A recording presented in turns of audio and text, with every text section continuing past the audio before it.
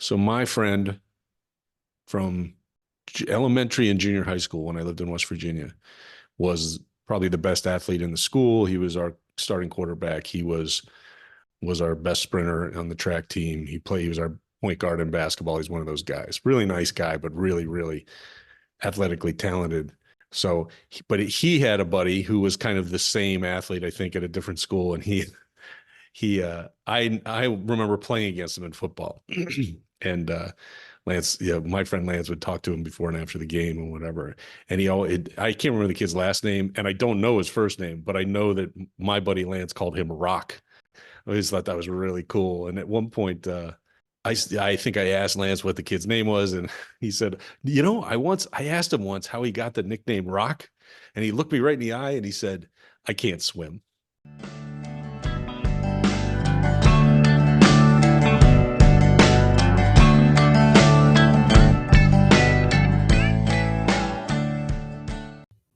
You're listening to Third Song In with Chris Derrickson and Tom Polachek. And that was like a seventh grader. So if in fact he delivered the line like that, that's pretty fucking impressive. That is awesome. Isn't that great?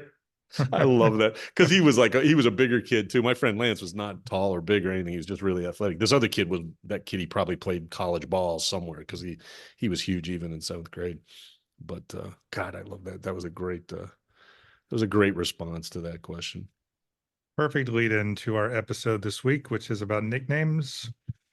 And I had the most boring nickname in the world. It's so obvious.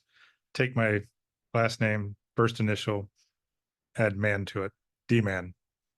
There it is. And didn't you kind of end up with a nickname for your nickname? Because eventually it was just D. Yeah, it just became D, right? Which is just lazy. Yeah, although that's the most common, right? That is true. Take someone's last name, because my nickname, which I always liked, starting in high school, was Czech, and that was purely based upon my last name as well. But sort of like our trip to Oklahoma. It's a good thing they didn't call you Paula. Right, it could have been a lot worse, or for that matter, just P. Yeah, or La. One of our good friends, she never called me. Well, sometimes I guess she called me Czech, but our friend in college, she used to call me TP, which I think she thought was hilarious, and I always resented. But I loved her, so what was I going to do? I prefer not to be TP if at all possible. So I nicknames are all over the place, but they're especially proliferate. Fuck, I'm gonna proliferate. I am not going to say why did I pick that word of all the words? They're especially popular in fraternities. Yeah, you're right. That is true. Going back to the movie Animal House, I think is probably where we realized it. And I love nicknames. Like, I think it's just a crazy thing that happens. And I don't know if it's the same in other cultures. I don't know if it's a purely American thing. But I do think that most nicknames, at least my experiences, most nicknames are based upon either the last name, typically the last name, or sometimes both. Yours is a great example of that. Mine's a good example of that. We probably the best football nickname ever of a person that I played with was Hammer. Because Jim Hammerschmidt had an extremely long name, and shortening it down to Hammer for a guy who played strong safety just seemed perfect to me. That was probably one of the best. It's a lot like Rock, except I think better reasoning for for the nickname. Yeah, and it fit him. I mean, he's a dude that you did not want to get hit by. Yeah, he did hit like a truck, that's for sure. So that was a good one. We also had there was a guy who was a defense or offensive lineman on that team, whose last name was Dupraw, and his last name got bastardized into Dupu. And there's probably more of a story to it that I don't know, but everybody I knew when I came in as a freshman, everybody called him Dupu, sometimes at that point shortened to Dupes. But again, always based upon the last name, or very frequently based upon the last name. But we also had experience with, at least in our fraternity, with the guys that we knew, we had guys who had really complicated nicknames. Like, it's hard some of them I kind of know the story, but lots of them are just random occurrences. that ended up turning into nicknames that when someone would hear him, they'd be like, how did that happen? Why is he called that? Uh, one of the early ones was we had a tight end on the football team who was in our fraternity who his first name was Marty, but everybody called him Moose. And it was based, as far as I know, entirely on was it Vacation? Oh Was it yeah, the Chevy Chase movie? the fake amusement park character, Yeah, Wally World. Holy World. And I think I want to say that they're in that movie. Although Wally would have had to have been the mascot, right? I still don't know exactly where Marty Moose came from, to tell you the truth, but it certainly didn't come from his last name or any kind of behavior from him. He was the least silly guy I think I ever knew. He was a pretty serious dude, and he had the silliest name. Everybody called him Marty Moose. You know what? I looked it up, and Marty Moose is from Vacation. Okay, it is good. So may have been Wally World, but the sorry folks, Yeah. parks are closed. That was Marty Moose. Yes. And again, if you ever met Marty, you would never say, yeah, he's exactly like Marty Moose from that movie. He's as far different as that could be, I think. Yes, and then my critic, my longtime critic, Joe Pay, Our former roommate. our former roommate, who still can't believe that I didn't know the Metallica song "Turn the Page." I mean, he's Joe, but do you recall the? He's going to criticize me for this because I don't know how he got Joe Yeah, Pay. well, this is convoluted, right? So he um he had a roommate, I want to say sophomore year. I think he roomed with Lenny. I can't remember, but they hung out a lot. They were both from Pittsburgh and they hung out a lot. And Lenny started calling him Wile E. Peyote. And I think it had to do with the fact that Lenny was probably the first person to get Joe to smoke weed. So it was a drug reference, and he called him Wile E. Peyote, which somehow morphed into Joe Pay. And I still don't know exactly the connection or how we got from one to the other, but Joe Pay stuck and still sticks. I mean, we were just at a reunion last fall, and in St. Louis, and Joe lives in that area now, and just about everybody there, when they'd first see him, would say, "Hey, Joe Pay, how's it going?" It's just as natural as can be. He is always Joe Pay. And then at least the longest one, Beef Shot Cake Daddy. And again, I feel like somebody at some point just mashed together a bunch of nicknames for Beef. So this person's name was Kevin Schott. Again, another guy I played ball with who was in our fraternity.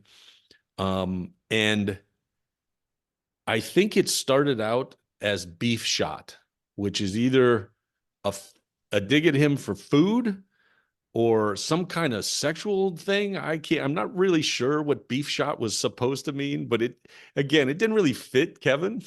Kevin was, he was a Kevin at that point. But then he also, at some point, he had a serious girlfriend fairly early on. And when Kevin has a serious girlfriend, it sticks. And we had a cook who worked 5 days a week at the house, and she would make fun of anybody who had serious girlfriends. She would call them cake daddies. And somehow all of that got smashed together. And my memory was that if you said it, you kind of had to say it like Mario from the video games. It had to be Beef Shot the Cake Daddy.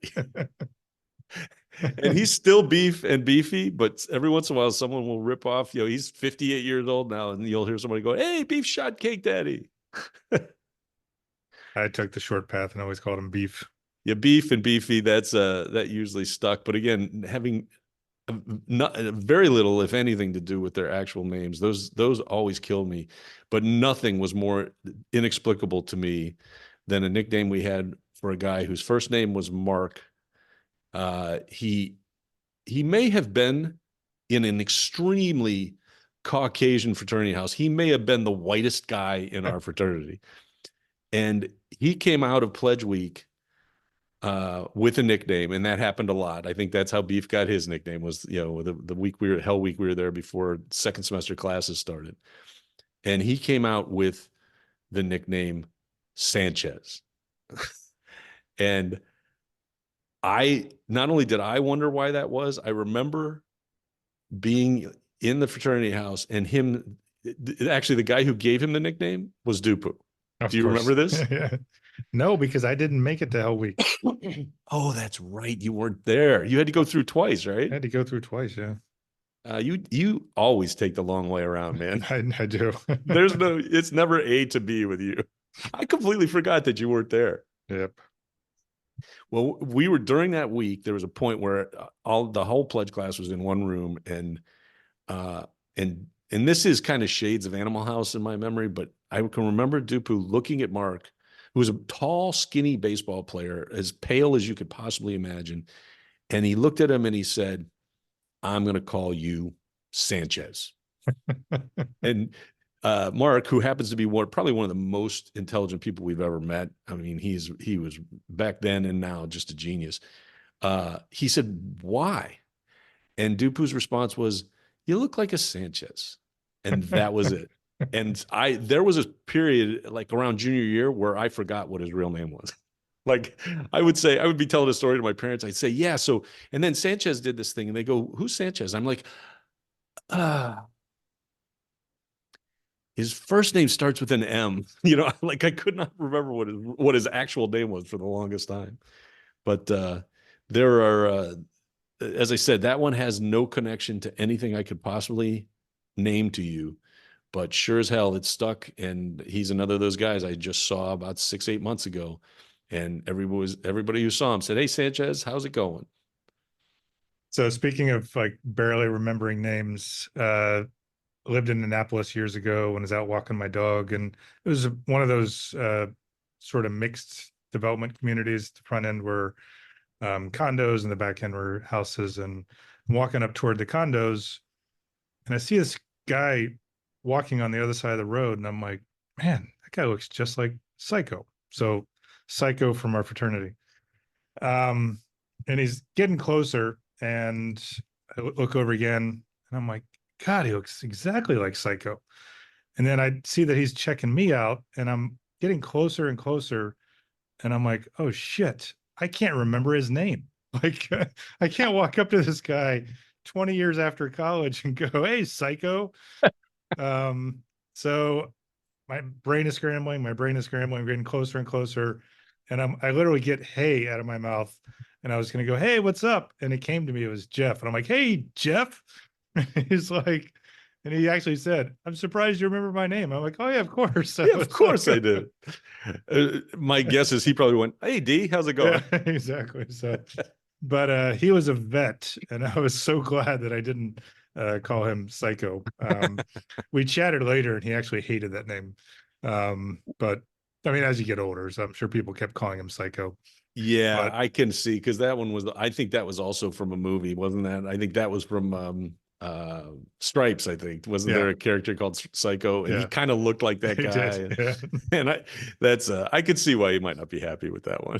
yeah. So that was that last minute save. It's Um, impressive, I'll tell you, yeah, because I've been and in it that situation. came out of nowhere. But I was ready to go with, "Hey, bud, what's up?" That's my go-to as well. Or dude, Hey, dude, has been a long time. it's been a long time. People still call you Psycho? Because I'm gonna. So I got since I have left, and you still call me D, as you should. I acquired a second nickname with a pretty small group of folks. So I've been playing fantasy football. This will be my 25th year with a group of guys that I met back in Maryland, and you and I talked about playing fantasy Yeah. football off of the newspaper box scores. This one was a little more fancy. So I had a buddy who I worked with at American University. He invited me to play. I struggled with a nickname, so I was like, "Oh fuck, what am I going to call the team name?" So I called them the Icky Shuffles, um, and got made fun of just relentlessly. But I acquired the name Icky. So to this day, all those guys message me, and I bet half of them don't even know my real name is Chris. That's They funny. call me Icky. So that's an acquired one out of like I didn't try to name myself, but by being less than clever, it stuck, and I am now Icky. That's, I at some point I was using that email address. You have an email address with Yeah, that as your email address. And I always meant to ask you why you use that. I mean, I know the connection because it right. was Icky Woods, right? Is that Yep, what his name is? yep. Yeah. Icky Woods, the Icky Who Shuffle. who was a running back for the Bengals. But I always wondered why. Like I knew what the connection was. Now I get it. Yeah, that's my username on a lot of social media Yeah, accounts. yeah, So that I saw. because it's easier than, but any Well, other that's nickname stuff? Well, it's funny you kind of brought it up, but the thing about a nickname is very rarely you may have mentioned the only situation I know about where you picked your own nickname and it stuck. Yeah. Because that just doesn't happen, right? If you say I want to be called this, it ain't gonna happen. And the best example we have of that is another friend from school, and this just occurred to me, but and I take it back. He actually did pick it. It was again such a convoluted thing, but so there's a guy we know named Mike Oh yeah. who who when he was in college, I hate to say this, but it was true. He looked exactly like Shaggy from Scooby Doo from the cartoon. Yep. He had the same hair, he had the same scruff at the end of his chin, and as a freshman, people started calling him Shaggy, and he hated it. And it was sticking. Like people weren't calling him Mike anymore. They were calling him Shaggy, and it really pissed him off. And I wish I could remember specifically who said it to him. But somebody called him Shaggy. And he said, "Hey, I don't like that nickname. I don't want to be called that." And somebody said, "Well, how about Scooby?" And fucking Mike said, "Yeah, that's okay." And that little acknowledgement, Scoob stuck, man. He is Scoob. He's not Scooby. Everybody just calls him Scoob. Yep. He's an officer in the military now, probably soon to retire. But when I see him or hear him or talk to him, it is Scoob every time. So he kind of picked his own. He at least was able to veto a nickname and had to take the next one that came, I think is what happened to it. I don't know why you'd rather be called Scoob than Shaggy, but that was his choice. Yeah, Shags has a ring to it. I kind of like that one. Yeah, and it's particularly compared to Scoob. I just don't get it. But that's I've said before in the podcast, I have twin boys. They're in high school. They're going to be seniors this year, and one of my sons is the most mellow kid you've ever met, and he goes by Tommy. He's named after my dad. Actually, he has the same middle name and first name as my dad. Um, and he wouldn't care. Tommy is his nickname, and he prefers going by that name, and it's no issue. But my son Jake really wants a nickname. He really, really would rather be called something other than Jake. But the problem for them is the nickname that I have, which he loves. He loves the nickname Check, but he can't get it because there are two of them on every team he's ever played on. It's him and his brother. So they can't. Although I think Tommy would concede it, I don't think there's anybody on the team that's going to do it. So it really irritates him that he can't seem to get a nickname, and he keeps trying to come up with nicknames of his own. And I'm like, dude, you can't give yourself a nickname. It's not going to work. So It's maybe not. when they go to college, he may be able to insinuate himself in that way somehow.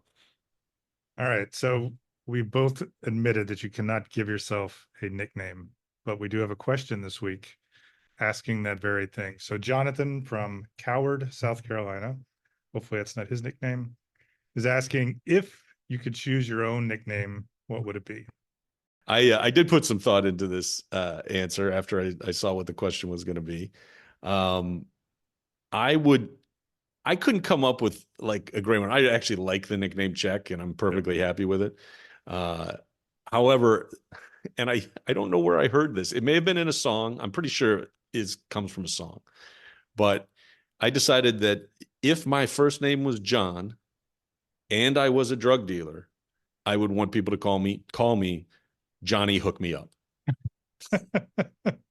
I love I think that's hilarious. Either one of my kids said that or it's got to probably it's from a song lyric somewhere, but definitely if my name was John and I was a drug dealer, Johnny Hook Me Up. That's what I want to be called. So what if you could pick a nickname other than D or D Man or Icky, Yeah, I would what would not you pick? choose. I would not actually choose Icky. Um, I almost chose Rocket. I took my son to a soccer tryout, and there was a kid on the team who apparently is well known in the soccer universe. He played for Atlanta FC, and his name is the Rocket. Every time he touched the ball, you could hear these kids going, "Ooh, the Rocket's got the ball!" Like it was just like it was. I was like, Wow. that's not his name, dudes. Like it's like, I never once heard his real name, but other than the Rocket. So That is pretty cool. yeah, I like that one. And I don't know why I like this name. You know, you got Teen Titans, but I think Titan is such a cool ass name, and it represents everything that I'm not. It's like big, strong, fast, you know, Yeah, I like it. I all like that it. stuff. So, Other than its association with Tennessee and oh yeah, the Nashville. Titans. I forgot about that. But Titan, I don't know. When you see it as a singular, it seems like a completely different thing. Yeah, I'm a Titan, man. You're a Titan. Maybe I'll Oh, start. I should have chosen that song that I like so much. I am a fucking juggernaut. I should have Juggernaut would said be good. juggernaut. Juggernaut. I, Although I, it's long. it is long. If I could be Jugs. I'll call you Jugs. I'll definitely call you Jugs. That's one of those that could really backfire on you. Exactly. I want to be not. So I'll stick with Titan. All right. All right, fair enough. All right. So that brings us to our recommendations for then and now. For those who have not listened to the show yet, then is anything prior to the year 2000. It can be books, music, movies, TV shows.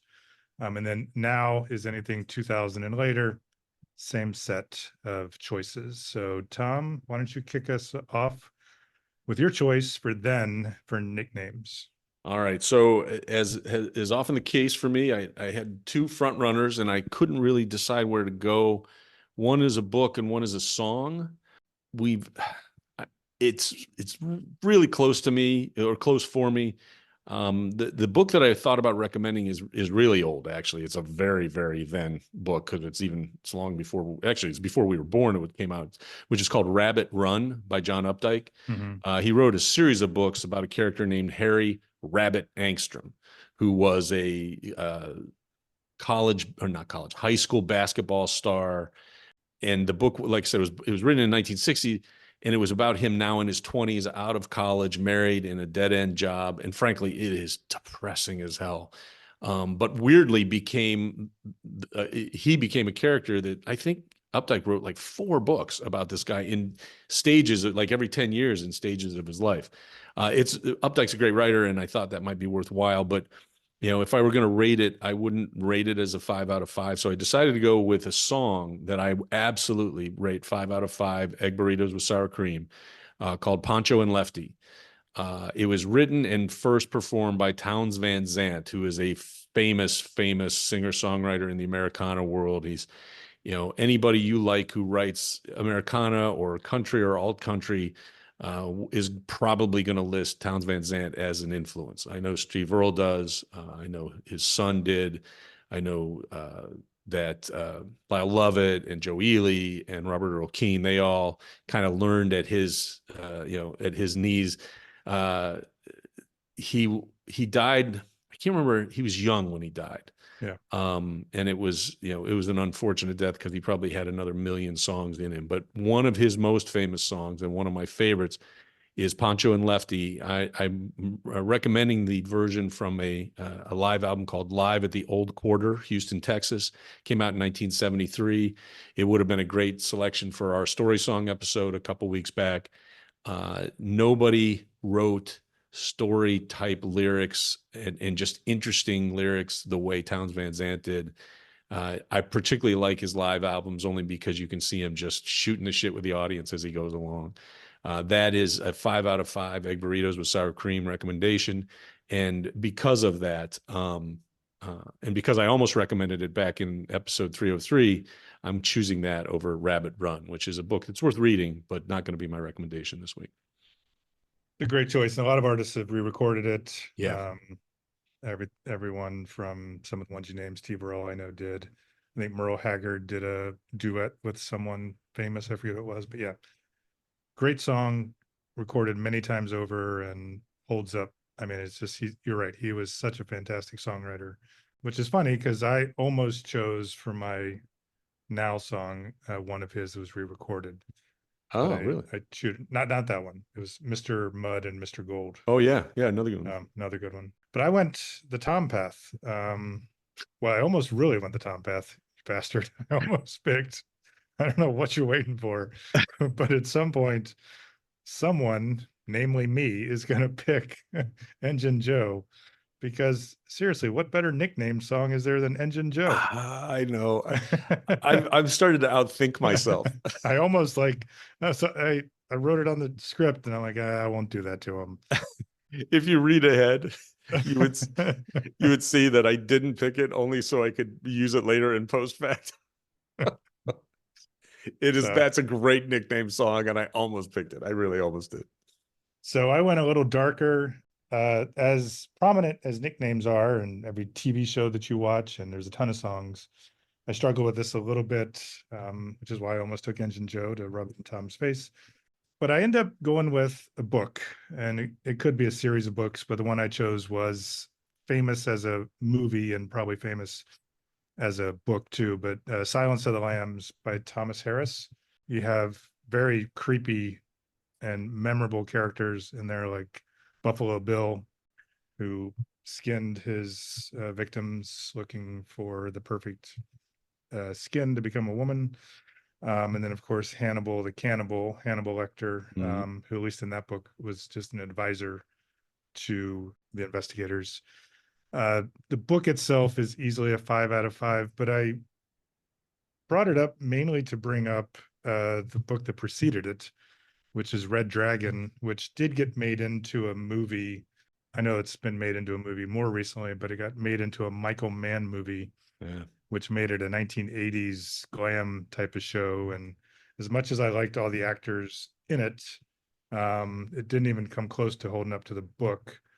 And I remember there's not many books that you read that like creep you out so much, but Red Dragon did, because there were these scenes that happened like not very far from our campus. In fact, I think one of them happened right down in the corner, where the Schmeezing, I think, wasn't there a Schmeezing's there? Yeah, Schmeezing Millbrook was there. Yeah, Schmeezing's Millbrook. So, but there was other places throughout St. Louis that this creepy ass serial killer movie happened, and it just has stuck with me throughout. And I read all the books by Thomas, that series of his books, and we saw all the movies. So it's a little obvious, but I really think if folks have only seen the movie, it's well worth going back and reading those books because they're really well written, and they'll scare the shit out of you. So, yeah, I saw the movie Silence of the Lambs once. I saw, I believe, Red Dragon once. And Red Dragon was different. You're right. It was definitely Michael Mann, very stylized. And I just kind of remember a blur for that movie. But Silence of the Lambs scared the living shit out of me. yeah. And that is why I've never read the books. And there is absolutely nothing you just said that will change my mind. Like, I don't like scary movies. I don't like horror books. You've convinced me that it is not in my wheelhouse. Dude, come on, go read Red Dragon. Scare the I've shit heard, out of yourself. I was going to say, I've heard they're great. And if you love horror, that's a great place to start as far as that goes. But I have enough bad dreams. I don't need to intentionally create bad dreams. So after recommending pretty much the whole series, but definitely Silence of the Lambs, I'm going to give it 4 out of 5 stars. As fiction, it's probably 5 out of 5, but because of the obviousness, I'm deducting myself a star, or egg burrito, because Tom does the star thing. Yeah, so I just collect stars, but I rate with burritos. 4 out of 5 egg burritos with sour cream for Silence of the Lambs by Thomas Harris, which was first printed in 1988. All right, let's move on to our recommendations for now. I will start this one. Looks like I can't type, so I'll have to figure out when this came out. So I chose a song, and unfortunately, as good of a song as it is, it's a really, really sad story behind the song. The song is called Lucinda Williams. When you're listening to it, you don't know that until the very last refrain. There's no refrains on the song, which is why I like it. It's just an ongoing narrative about a character called Little Debbie, her life's pretty fucked up. She's trying to get things straight, and the end of the song, you get the sense that there's this other woman who's looking to try to help her out, take care of her, takes her to the hospital, works her through that. And then the very end of the song is little Debbie's got some big ideas. She's no longer smoking Virginia Slims, and she listens to Lucinda Williams, and she repeats Lucinda Williams to finish out the song. So it's idea that she's putting behind her weakness and moving towards stronger models, with Lucinda Williams, of course, being a great, strong, I think, role model, at least for singers. And but the sad part of it, and it makes me even more sad because they only put out one album. The song itself apparently started making the rounds on Napster, for those of us who remember Napster. And then the group, who was called Buffalo Nickel, they finally got the album released. Apparently the week or the weekend that the band received the promo copies of it, the lead singer died in a car crash. Yep. So I think I've read this somewhere. I can't say for sure. If it's wrong, then I'll correct it on the post facto. But I believe that Lucinda Williams came to her funeral and actually sang the song. Oh, which I wow. think is a very moving thing, because they were not a well-known band. But that album, Up on Blocks, which was, I think, 2015, I wrote 2202, which is probably not right. Well, it may not be right. If it is, you're fucking amazing. Yeah. How did you know they were going to do that 200 years from now? So I think it's 2015. It's a good solid album. She sings, Emily Graham is her name. There's also a male lead singer, some really good songs. I feel like they were a band on the up and coming, but I guess we'll never know. So that's my now recommendation. And for Lucinda Williams, the song from Buffalo Nickel's 2002 album Up on Blocks, I'm giving it 5 out of 5 stars. It's I think it's an underrated band and just a really fantastic song. I would encourage folks to give it a listen. It's a little different than stuff that I usually recommend. All right. My now recommendation is a third song in first. We've had a few discussions about comedy albums, etc. But my recommendation for now is a comedy album by a comedian I really like from 2006. His name is Mike Birbiglia. He's pretty famous now. He's got all kinds of Netflix shows, and he does one-man shows. And he did he's been involved in at least 2 independent films. One of them was based upon his life, or part of his life, and this weird insomnia he has that is like life-threatening. I meant to check, forgot to check. Two Drink Mike might be his first full-length comedy album that came out. I don't know, but Two Drink Mike is hilarious. And the reason I recommended it is that there are a couple bits he does in this album where he talks about people in terms of their nicknames. And one of them is he does a little political bit about George W. Bush as president. And he compares him to the guy who comes to the party and wants to and gets everybody all fired up and have a good time and gets everybody to play wiffle ball. And he refers to the George Bush character in quotes as Wiffle Ball Tony. And it's just a great line where he's like, "Yeah, we're gonna make Wiffle Ball Tony president," and the response is, "Really, Wiffle Ball Tony?" And it's just really funny. He also refers to himself. He gives himself a nickname at one point because he makes a joke about being a cracker, being a white comedian who wanted to be a rapper. And then finally, and I don't know if I actually listened to a chunk of Two Drink Mike before we recorded, but I didn't get all the way to the end. He also frequently talks about his brother, Joe Birbiglia, who I think might be his manager or something like that. But he has all kinds of nicknames for his brother. He calls his brother Joe Bags. He calls him Joey Bag of Donuts. And he refers to him as America's guest because he's always sleeping on somebody's couch. So that's why I thought it was good for nicknames, but it is really one of the better stand-up albums I've listened to in the last 20 years or so. Actually, yeah, it still makes the 20-year mark. He's done a lot of stuff since then too. In fact, one came out in 2019 that I listened to not too long ago that I thought was really funny also. But my recommendation is Two Drink Mike from 2006 by Mike Birbiglia. Yeah, that was a really great recommendation. I went and saw that And immediately I was like, I know a lot of other comics who do nicknames, but I'm like, Yeah. I can't steal your thunder because that was a good one. Yeah, I was really, really proud. I was surprised because we both, at least in years past, we both used to listen to a lot of comedy albums. That was the Well, thing we did. still, yeah, still. I mean, I was cleaning out my closet. I'm sure the listeners care about that. Just this week, and I came across a Brian Regan DVD and Jim Gaffigan DVD. Oh, And two great ones it's too. another one of those where, well, I guess DVDs you can still play, but I also found my Corey Brandon CD, which I bought at his show, and I'm still like, where the hell would I play this thing? So, Yeah. Yeah, I still have a CD player somewhere, and you can play them on your DVD player too. So, oh, that's awesome. I can, all right, I got to go. I'm gonna go listen to that. Sure. So I did forget about that. You can, can't you? yeah, yeah, or at least most of them. I mean, mine I know we can, like a Sony, I know you can. Yeah. This is the quickest post facto ever. Now explains why I typed 2202. It was 2002 that Buffalo Nichols Up on Blocks was from. Speaking of post facto, I think we're ready for post facto. It's a mistake. It's a mistake. Post facto is the segment of our show where we either correct mistakes or flesh out ideas or thoughts we had that we either couldn't complete or just came to us later down the line. We've had a bit of a gap here. If loyal listeners will realize, we actually last week played a 3SI classic. So the good news is neither of us made any mistakes last week, other than being incapable of posting a new episode. But I only have two things to talk about.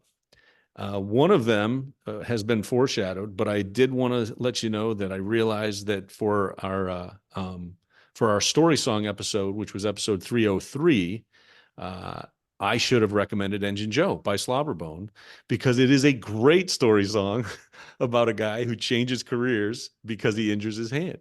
So I didn't. I picked a different song, and I'll stick by it. But I realized as post facto that I probably should have picked Engine Joe.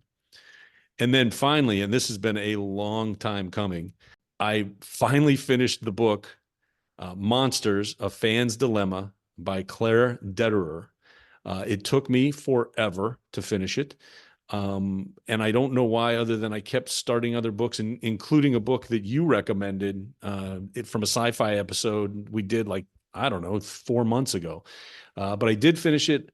I had read about a third of it, or maybe half, when we've talked about this issue of problematic artists. She does an amazing job of talking about it, particularly from a female creator's point of view. She's a writer. She's been a film critic. She also writes, I think, fiction, certainly a lot of nonfiction, but she loves film. The book itself, I'm giving 4 out of 5 retroactive egg burritos and sour cream. It's really worth the read. Sometimes it feels a little academic, but mostly it's very personal from her perspective. And that, I think that had a little to do with how long it took me to read too, because I wasn't connecting maybe the way a woman might if they were reading it, because she talks a lot about kind of the Me Too movement and being treated poorly by men, and that's certainly a bit of a blind spot for me. I think probably for you too. She focuses a lot early in the book on great directors like Roman Polanski and Woody Allen, who are kind of awful people. She also talks about Michael Jackson. J.K. Rowling is one of the kind of smaller number of women she talks about, but she talked about Picasso and Hemingway. And then a lot of visual artists I never heard of, where apparently there are a lot of particularly male visual artists that were just dicks. She, what I will say, and it's a nonfiction book, but just, I'm still not going to spoil it a ton. She talks a lot about her own struggles with alcoholism and the fact that she also might be a monster in her own way.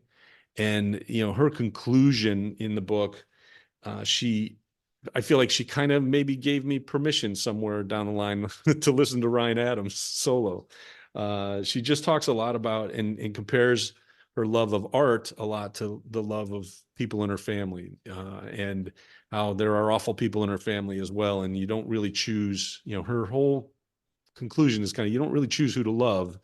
So, you've got to kind of have a little bit of grace and forgiveness maybe in your heart, because not only are some of the people in her family monsters to some degree, but even she herself and some of the decisions she's made, both as an artist and a person. So I recommend it highly, and I apologize it took me so long to get to it. Apology accepted. Thank you. Thank you. And I accept it begrudgingly because I want you to know, and that all that time it took you to finish that book that you'd already started, I started and finished Dune, the book. Really? Yeah. Well, now I'm embarrassed Well, because you should. that's a hard book to read. Yeah, it was, and I'm done, and I need to read something totally light after that. Yeah, yeah. Although I love Dune, I read Oh, it I did too. years Yeah, ago. My son Tommy has read two of the first in the trilogy, and he wants to read the third one soon because he wants to be prepared for the next movie, next installment of the movie that comes out. yeah. As I'm getting old, I'm filling in the blanks of classics that I haven't read. So that's one. Yeah, that's a great one. All right. Do you want to record your post facto for Engine Joe for this episode for now? Do you want to go ahead since you didn't choose it again? No, I'll maybe I won't use Engine Joe in post. Engine Joe seems like a nickname. Huh, it's a really good nickname. It really does seem like a nickname. No, I think maybe I blew that, or maybe you blew it. Actually, if you hadn't said anything, I wouldn't be in this predicament. All right, I do have a post facto. A couple episodes ago, I talked about, these are story songs. I talked about a Mark Germino song called "The Greatest Song Ever Written." And I think I kept referring to it as the greatest song ever recorded, which doesn't even seem like a good song title. But so it's probably why I'm not a songwriter. So the actual title is "The Greatest Song Ever Written," and I would continue to encourage people to check out Mark Germino. Agreed. All right, where are we at? We are, the only other thing, and only because I listened to this, we have gotten a little feedback. We got feedback from someone whose email handle I did not recognize at all. They may be an actual stranger to us. But referring back to story songs in episode 304, we did a reader named Blood Mulch commented that our whole episode made him think of a song titled Carolina Drama by the Raconteurs. And I'm a Raconteurs fan. That's one of Jack White's projects. Yeah. I didn't recognize the title of the song, so I went and listened to it, and I did recognize the song, but I don't think I ever listened closely to the lyrics. That's a great story song. And before the end of this broadcast, because I meant to pull up the actual, like, what album it's from, but we appreciate the feedback. It's one of the things we're always asking people to do is email us or comment either on Spotify or the website. And sure enough, we had somebody. So I'd like to thank Blood Mulch for both the comment and the recommendation, because it's a great song. I agree. I want to find out who Blood Mulch is. Yeah, it's a great nickname. It is a great nickname. Reminds me a little bit of Silence of the Lambs. It does. Yeah, never mind. Now I don't want to think about that anymore. So that brings us to our playlist picks. We're going to each pick one song to put on our playlist, which shows up on all the music streamers. The playlist itself is titled Third Song in Season 3. As you might imagine, there is also a Season 1 and a Season 2 under that title. Do you want to go first with our playlist picks for this episode? Yes, I'm going with Engine Joe by Slobber.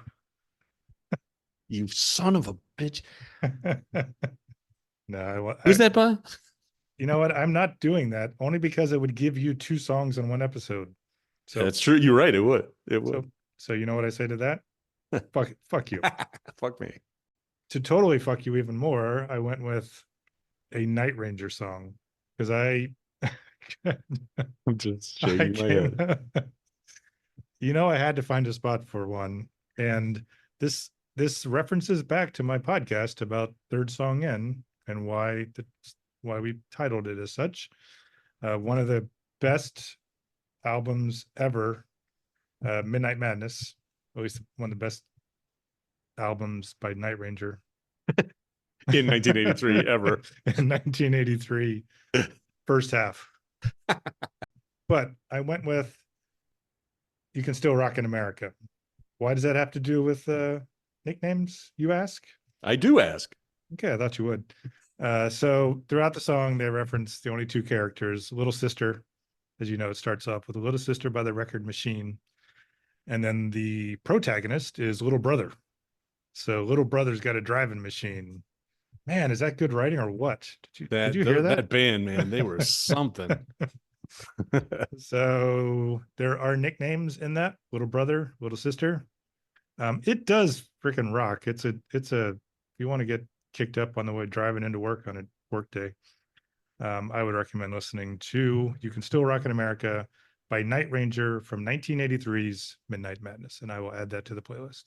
Excellent, excellent. I do like that song. I have to admit, that's It's not an excellent choice, but thanks for using the word twice. No, I like it as a choice, and I do. I guess what I do is I like the song. I'm not sure if it's an excellent choice, but it's a pretty good choice. It's got a Uh, nickname in it. God damn it! There you go. Two of So them.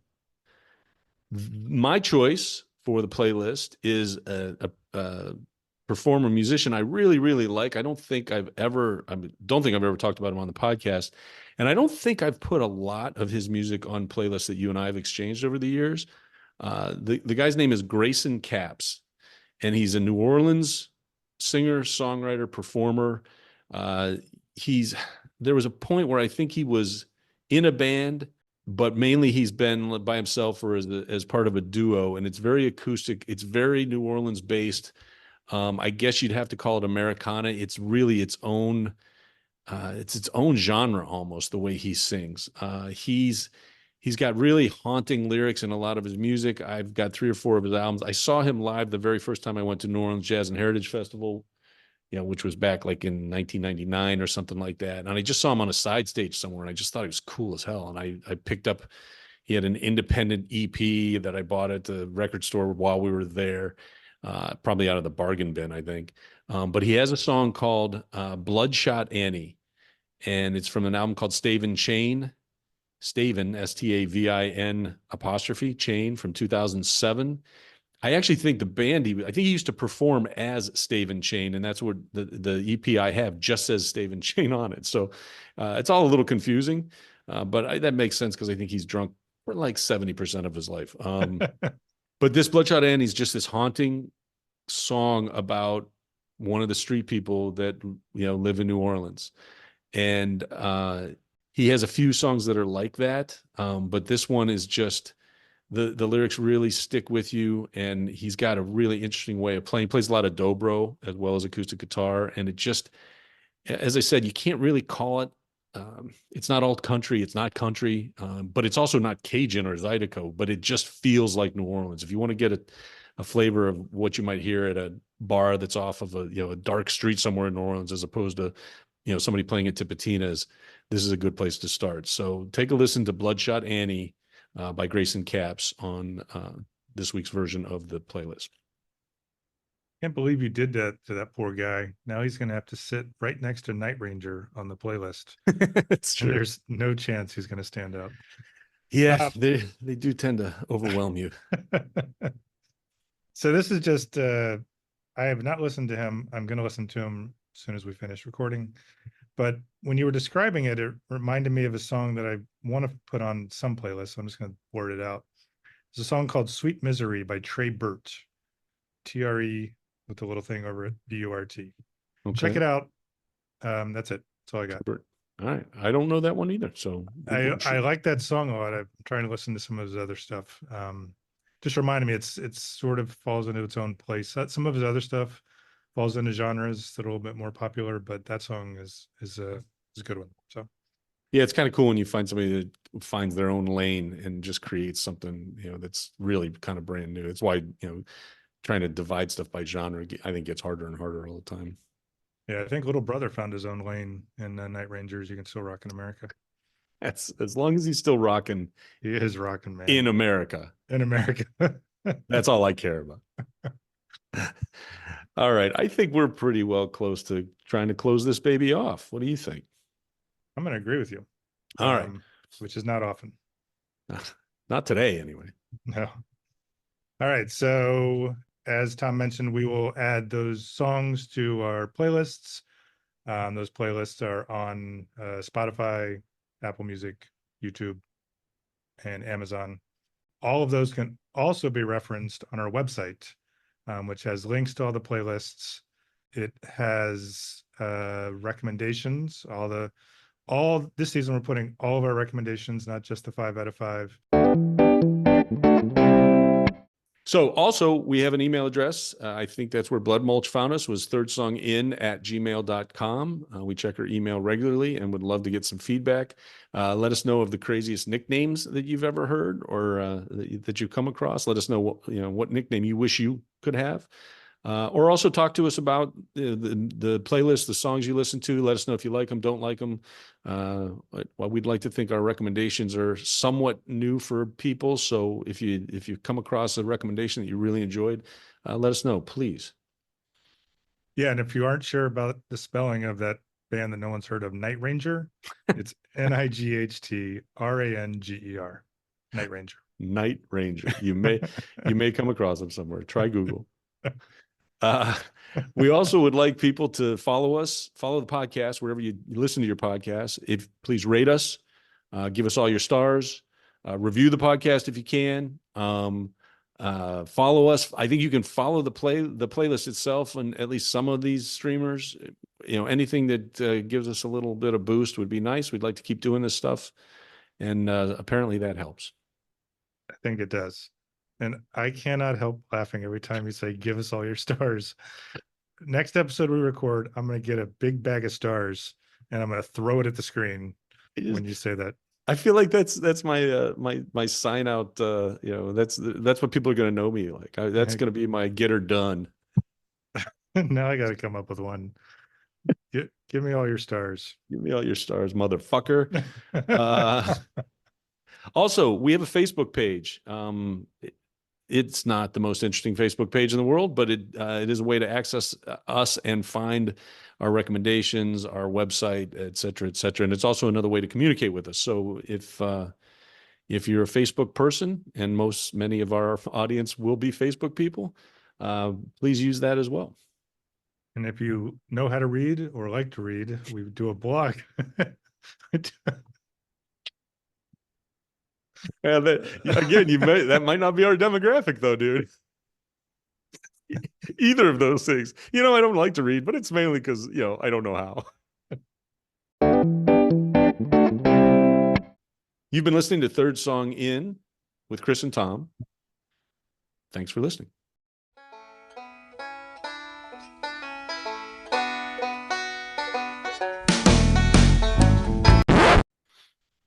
You've been listening to, see, you talked right over you, motherfucker. I thought that was a good pause. Do you want to say it, by the way? I think I've said it the last couple times. No, you're good, because when I try to say it, I try to use words like proliferate. Good. Which I finally You've said. been proliferating. And for Buffalo Nichols recording 2002 album Up on Blocks. Start over. I didn't start in the first place. You were doing all of that. It's a long pause. Are you muted? I can't hear you. Or you're fucking with me again. Just moving your mouth. I don't believe you're speaking at all. You're trying to make me crazy.